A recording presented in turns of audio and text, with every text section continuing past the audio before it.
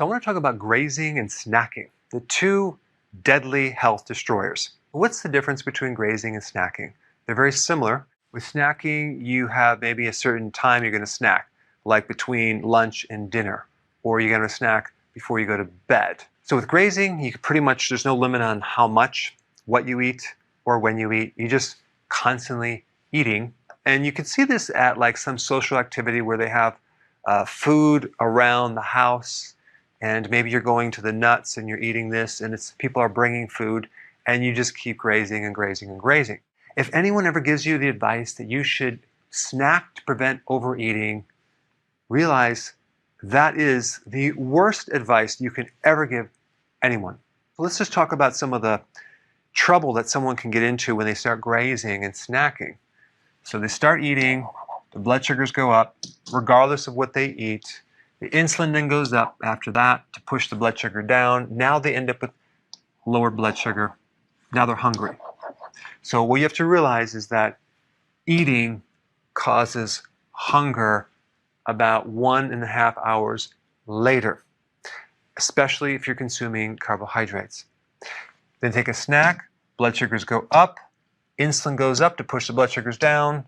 Now we have low blood sugars. It's time to eat again. And this goes on and on and on. Problem is, once this becomes chronic, now the person starts developing a higher and higher insulin level, and then insulin resistance, and all the symptoms that go with it. You have to get up several times a night to urinate, tired after eating, craving all the time, especially for sweets. You have belly fat, your blood sugar goes up, your vision starts to go, you have brain fog, you start getting inflammation, and the list goes on and on and on. Some people also eat when they're depressed, okay? The problem is they might feel better temporarily, but then they become more depressed because as soon as you start raising insulin, insulin has a side effect of causing a lowered emotion, depression. Some people eat to get energy. The problem is the more you do that, the more tired you're going to be because one of the side effects of high insulin is fatigue. Some people eat when they're bored or stressed. The problem is the more they do this, the more they actually increase cortisol and the more stressed out they will be. And then the very temporary pleasure that someone gets from eating carbs creates a spike in dopamine, and then they start developing dopamine resistance. And then some people eat carbs for pleasure. They spike the dopamine, which gives them that nice sensation, which lasts for maybe like 30 seconds, and then it goes away, so they need more.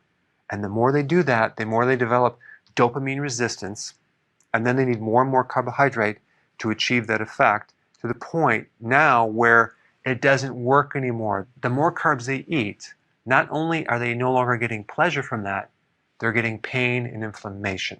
And of course, some people eat just because the food is there. There doesn't have to be a reason. So you can see this is definitely a trap. I think there's a lot of people don't realize that when they do fasting and do it correctly, what can happen is you can put your body in a condition where there is absolutely no more hunger and no more craving.